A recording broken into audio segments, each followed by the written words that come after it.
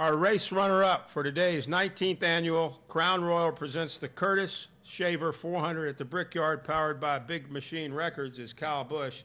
He turns in a career best finish here at the Brickyard of second place, besting his previous career best finish of fourth. He drove the number 18 M&M's Toyota for Joe Gibbs Racing. Kyle, you had a strong car throughout the day. 48 certainly was very, very tough to beat today, but you tracked him, I guess, best you could. Yeah, we did. We had a really good race car today. Dave and the guys brought a phenomenal piece here from the Joe Gibbs Racing Shop, and we worked on it well this weekend, and you know, we felt like unloading right off the truck. It was pretty good, felt pretty comfortable. You know, the laps in a Nationwide car, my Monster Energy Camry there, I think helped a little bit, but also just having a good race car over on this side helped out too. So can't say enough about the effort the guys put in just for our best finish here, our best run. If it wasn't for the 48, we were probably in our own zip code on the rest of the field, but you know, Jimmie Johnson was in his own country today, so we couldn't keep up with him. That was the best we had, and it seemed like that was the best anybody had. So good effort by the whole M&M's team. Proud of them, and you know, for the last 8 weeks that we've had, you know, we've run well. We just have not been able to close out the deal and finish where we've been running. So this was a good day to be able to do that. Thank you, Kyle. We'll take questions now for Kyle Busch. If you have one, raise your hand. We've got one here on the front row, please.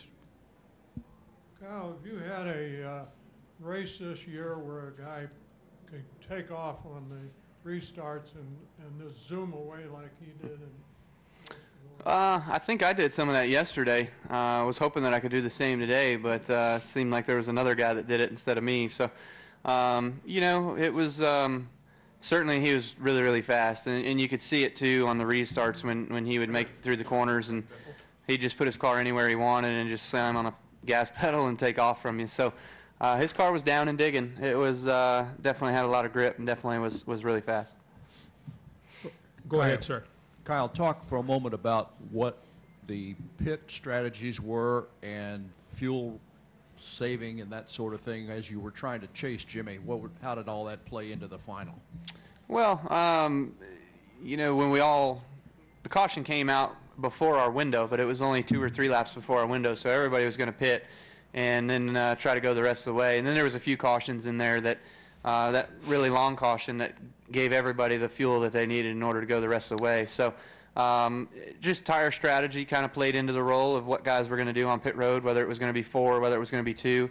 It seemed like any time we'd get too many laps on our tires, then we'd put rights on. It just wouldn't be as fast as if you just put 4 on.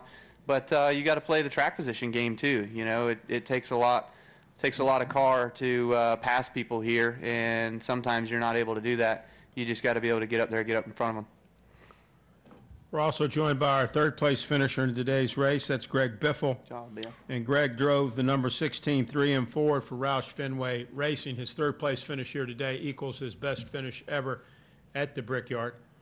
Greg, talk about your performance out there this afternoon. Well, it was a pretty good day for us.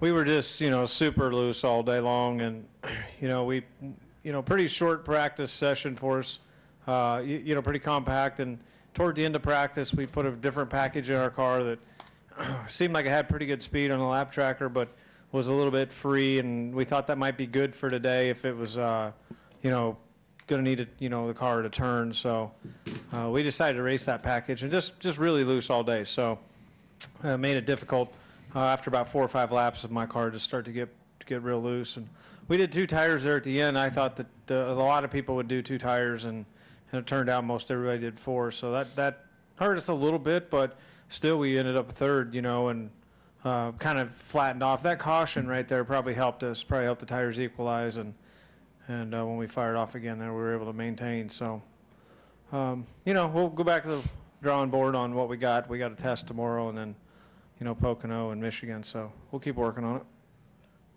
Questions now for both Greg or Kyle. If you have one, raise your hand. Questions? Anyone? Right here, front row again. When you're going around on the last long yellow, do you sit in there and plot in your mind, how can we get around this guy that's leading, and then he takes off?